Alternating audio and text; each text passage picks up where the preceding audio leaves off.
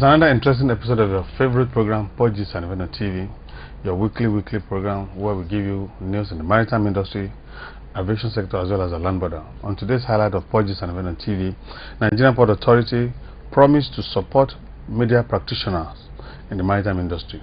This was said by Captain Ebubogu, the new General Manager, Public Affairs, Nigerian Port Authority. Nigerian Customs Service cannot unilaterally change mode of transporting goods within the West African sub-region. Bentin Alhaji Mikol, the president of Transborder Association of Nigeria. While should Nigerian Customs Service delay the release of goods even when bank indemnifies the consignee, a licensed customs broker will actually be answering these questions. My name is Afrain Tokawade Collins. I'm the anchorman for this program. Stay tuned.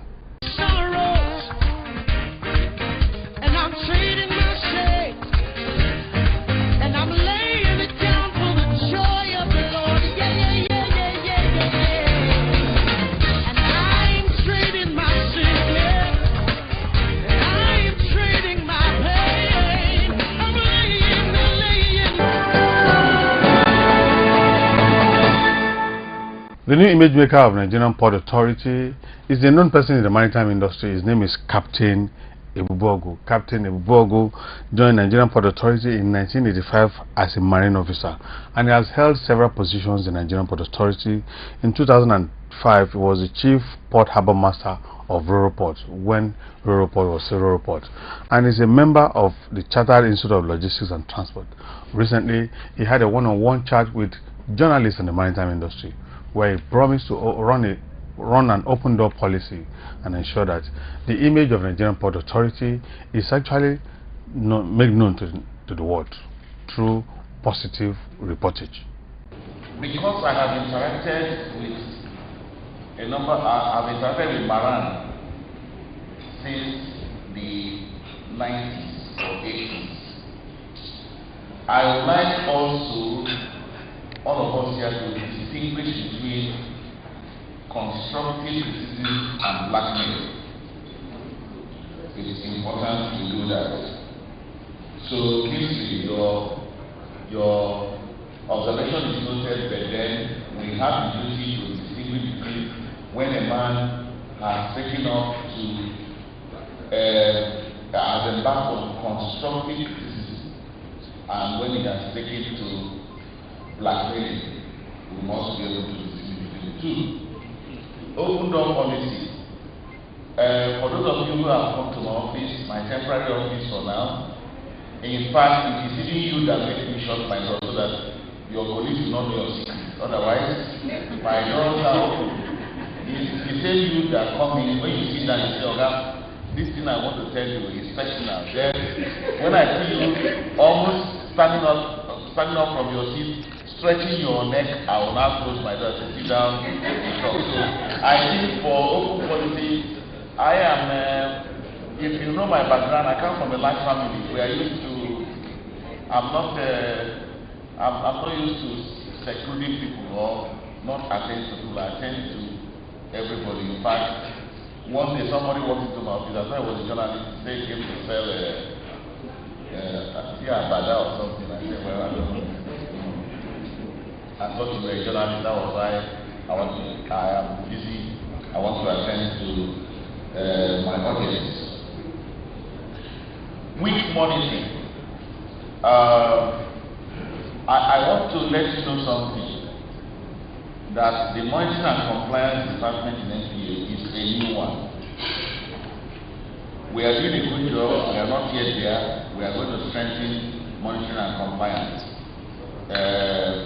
Because that is the only way we can know how the concessionaires are complying with the agreement as they get on with their business. So, for monitoring and compliance, I will note that, and we intend to have a departmental audience with some of the departments. One of them is monitoring and compliance, to know how they are doing that. And we shall let them know the public perception about NPA dealing with monitoring of the concessionaires. So thank you. Bolaji, let me start with your retreat. Just yesterday, I called my colleagues for the second time because I know that 17, it's not really 18, your letter says 17. The only problem I had yesterday, I think it was not a Yoruba man that wrote that letter. It must be an English man because you were a beggar with choice. You didn't say, okay, look at our catalog and choose out, and you told us we must give you A by A. So we tend to call you and draw your attention to that at times too. I know journalists are civil militants, I must say. There are times you must separate when you are doing a journalist job and when you are making an appeal. And I feel, look, what I'm telling you now is just you as my friend. I think that management looking at that is too harsh. The way we used to do it in those days is to write a letter and attach cost headings to any of the items, and then you come and lobby me and say, see, Oga, don't allow NGA or Master Marina to go outside items 1, 2, 3, which will span between 5 million and 3 million. But if you say 5 million, you must give us 5 million in bracket. Because yesterday I was to rush to the MD to tell him that, but when I saw that, I knew that he was going to cause trouble. So you just come. Ray, where's Ray? The world has indeed become a commercial global village. Nigeria, the West Coast and South Africa have become every shipper's destinations of delight. To meet this growing need, we present the CFAX Group of Companies, a maritime one-stop shop with subsidiaries on the West Coast, London and Texas, USA. With our well-trained and courteous staff, high-tech cranes, stevedoring services, haulage trucks with mileage across Nigeria and abroad, and our utility bonded terminals, we are indeed Nigeria's leading cargo handlers. CFAX Group of Companies, our team work with innovation.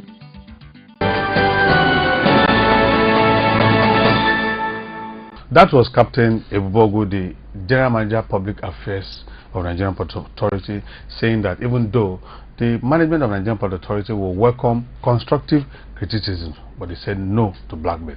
Speaking during the occasion was no any other person than the President of MARAM, Mr. Bolaji Akinola, who actually said that the administration of MARAM will ensure that all journalists in the maritime industry is brought under one umbrella. Hence, Nigerian media practitioners in the maritime industry should ensure that they come under one umbrella. Let me just quote a line of thoughts that should please sustain it. You have said that you intend to keep this going, and I think it's important that you sustain it so that we can understand the functions of NPA better and also, ensure that there is no gap of communication between us and your department. You have said it when you were talking that apart from interactions like this, you also see trainings and workshops that are very important. We urge you to please put a lot more emphasis on that, especially training of journalists. When you train the journalists, you are actually ensuring that the information that goes out is being written from the perspective of an informed opinion. So please lay emphasis on that. Local and foreign trainings. In the past, several of us here have traveled abroad on NPA tickets to be part of trainings. Please see to it that this is sustained during your tenure. And ensure that there is equity also in doing it. I don't want to be on NPA's training list every time journalists are taken abroad. Let it go around as many of my colleagues as possible. Already, some people are, for reasons I really cannot understand, are naturally disadvantaged when it comes to issues like this. It is now your responsibility to see to it that even those who are less visible, who is not the Bolaji, who is not the Pele, who is not the David Oga, are also made to benefit from these trainings, both in Nigeria and also abroad. The Public Relations Department is assignments. When you have functions, I understand because we are so light now, looking around the world. I mean, there are a lot of maritime journalists in Nigeria. Nigeria today, and if you have a function for 50 of your staff, for instance, I understand that the sentiment is that if I throw it open, I'm going to have more journalists than even those who are participating in the event. That is fine. So which creates the need to rationalize. Say, Mara give me 10, this other people give me 2, give me 5, which is fine enough. But please, let's also be fair in the way it's being done. I'm speaking, I believe I'm speaking the mind of my colleagues. We are letting be fair and try to schedule it. If you have a schedule somehow that will ensure that as many people that are productive will benefit from such assignments in Lagos and even outside Lagos, especially from outside Lagos, where just a few people become the permanent representatives of NPA in assignments outside of Lagos. Please see to it that there is fairness and equity in doing that. I also know that a lot of my colleagues will be approaching you for support for what they do. And rightly so. I don't think NPA is too small to support everybody that is seated in this hall.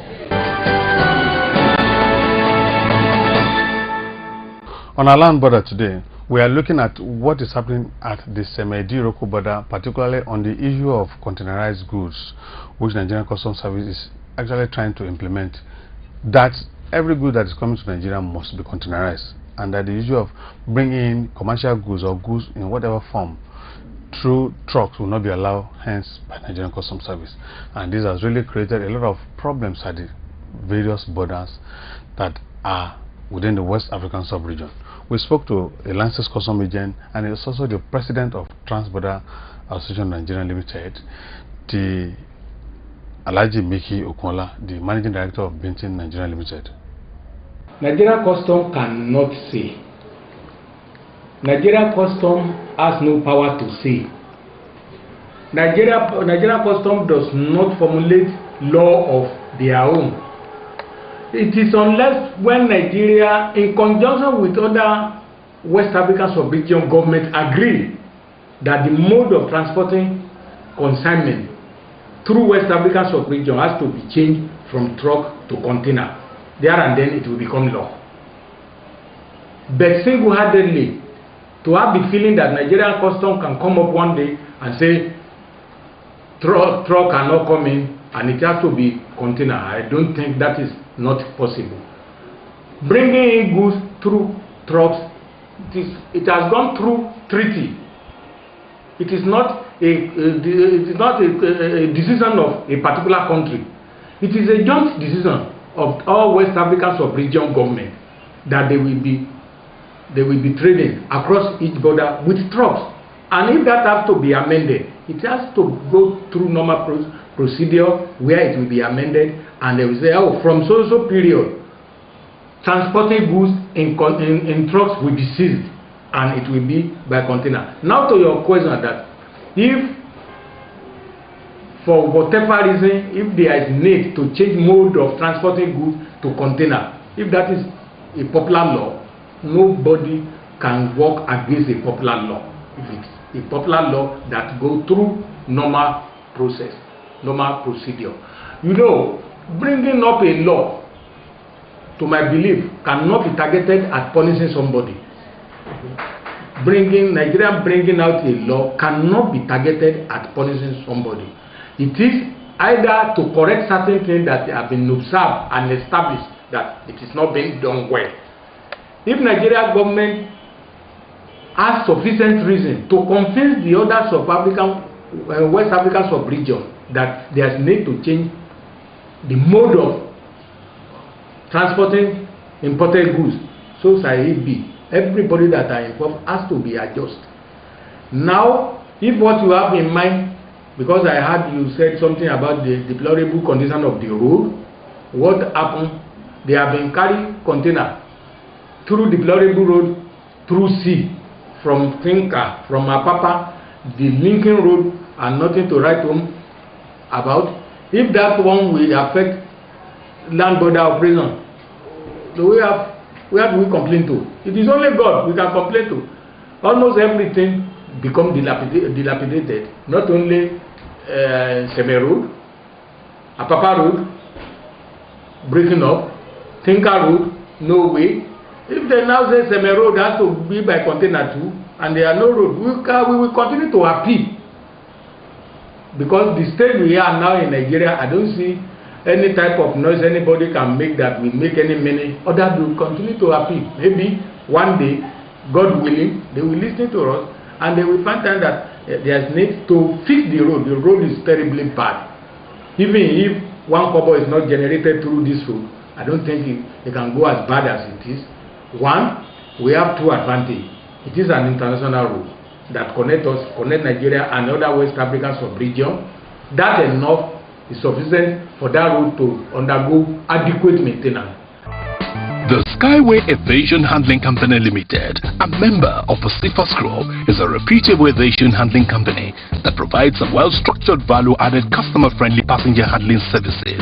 We offer first-class ramp handling services. Our cargo handling services is famed for an impressive record of consistent efficiency, as tons of freight are handled daily with operational ease. Other services include aviation security, baggage reconciliation to ensure safety of passengers' baggage.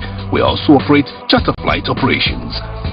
At the Skyway Aviation Handling Company Limited, SACOR, we make a lasting and favorable impression on passengers and invariably our clients.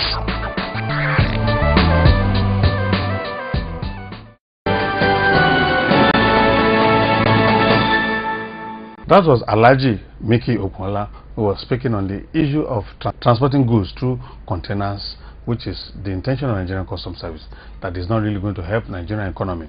And looking at the cost effectiveness of this and the implication to Nigerian economy, it is not going to assist small-scale businessmen that are actually coming together to collaborate on bringing in consignment, whether in commercial quantity, into Nigeria. He also spoke further on this. Now demand that we should transport our goods in container within the West Africa sub-region. Everybody will have to rethink. You will choose from two evil. Out of two evil, one must be good evil than the other. All right. By the time you come up with you analyze the cost element of your transaction, you definitely will come up with what may likely be what you may likely choose. Like I said earlier, we are yet to see the law, to see the amendment in respect of mode of transporting goods. But like you are speculating, if at the end of the day it has to be carrying your goods in container, you will put the cost element into it, you cost it. First service, if you transfer your business in Nigeria port, you know how much it will cost you. And if you have to transfer the same business in neighboring port, you will know how you will establish how much it will cost you. For now, there's nothing like container deposit, because we are not taking the container out of the port where this good landed. We on stuff. We always on stuff from the port. So there will be no need of charging anything for container. You will be required to pay certain things for the container if you are taking their container out of the port, and you will have to have some days before you return it. Alright, that as it may. Looking at the business through West African sub-region, it goes beyond container. It goes beyond container. If I have opportunity of contributing, if such a thing will come up, I will contribute by appealing that it will not come up.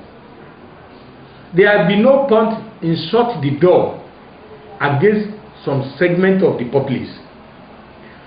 You will agree with me that not all of us are financially viable to transact our import business from Nigerian port. Some of us who are coming up, we are managing to remain in business. How? When the business within the border, the business within the West African sub-region, give somebody opportunity of collaborating. You 3, 4, 5 people can collaborate and have one container. That is not possible in Nigerian seaport. There's no how, unless if somebody is bringing the personal effect. Maybe the 5 people will be sharing one container. But when we are talking of commercial goods, you hardly find somebody, 2 people sharing one container in seaport. But that is happening here. That is happening within the West African sub-region. And by that practice, small Nigerian traders are coming up. They are being empowered. And they are now somebody who started with one pickup load kind of good is now in a position to take 1 truck of the same type of goods. That's a welcome development. And that is the type of organization I belong. We call ourselves Transborder Traders Association of Nigeria. Are you a licensed customs agent or a customs program? This particular segment will interest you. We're looking at the various issues that are actually affecting licensed customs agents in the maritime industry. Today, we're looking at the issue of indemnifying Nigerian Customs Service. What is really indemnity? Many licensed customs agents have been complaining that despite the fact that they have bank indemnities on their consignment whenever there are queries or discrepancies on their declaration, the Nigerian Customs Service still delay the release of such cargo. We spoke to a licensed customs agent, Mr. Olawe, who is the managing director of Mandawala Nigeria Limited, who actually expatiated more on the issue of indemnifying goods in Nigerian maritime industry. The indemnity is required when there is dispute. Dispute in what area? Rate of duty, value of duty. It's not what we are talking of is not in the area of standard. It's not in the area of quantity. What we are talking about, the rate in applicable and the value that the consignment ought to be.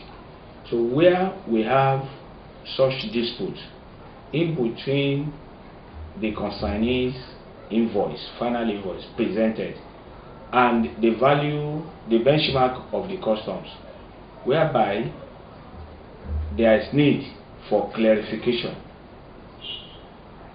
If the consignee is not ready to pay additional, that is the raised DN, debit note, he has the right to contest that area, that allegation. He has the right to contest. Whereby, if this contest is not a matter of an hour or 2, so the inspection agents has to be notified. So the query issued by customs and the answer from the consignee, the response from the consignee, this will stall fast-tracking quick trade movement. So for you not to slow down trade and for you to now help in trade facilitation, there is need for the bank to come in. The bank will come in. The rate and the amount involved, the bank will now send an indemnity, indemnifying the consignee of the value of the consignment. So the bank will stand as a surety, as a guarantor in between. So the query will now go from that level to another level, and that is to the inspection agents, who will now respond back concerning the rate and the value in contest. So their response will determine. But this one in between, for the trade to move faster, reason why the bank came in, so that the importer will not continue to incur demurrage. He will take the goods based on the indemnity presented, and the bank is worthy enough to stand as a guarantor for the importer on behalf of the importer. So no matter the amount involved, in as much as we trust the bank to collect revenue on behalf of the government, so they are capable, they are more than enough to as well stand for just one customer of theirs.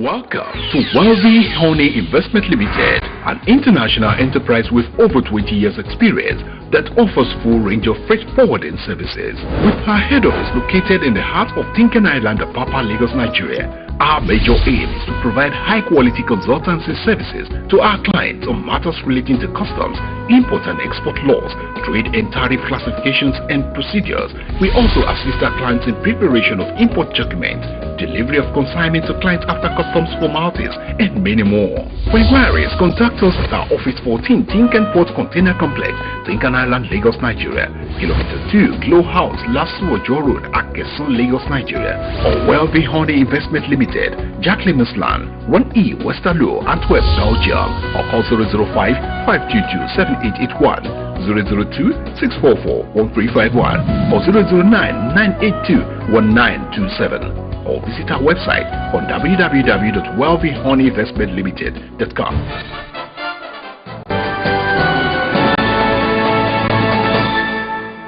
This is how we can go on to this program, Podges and Event on TV. You can partner with us on this program, Podges and Event. You can also invite us for your event or your social event.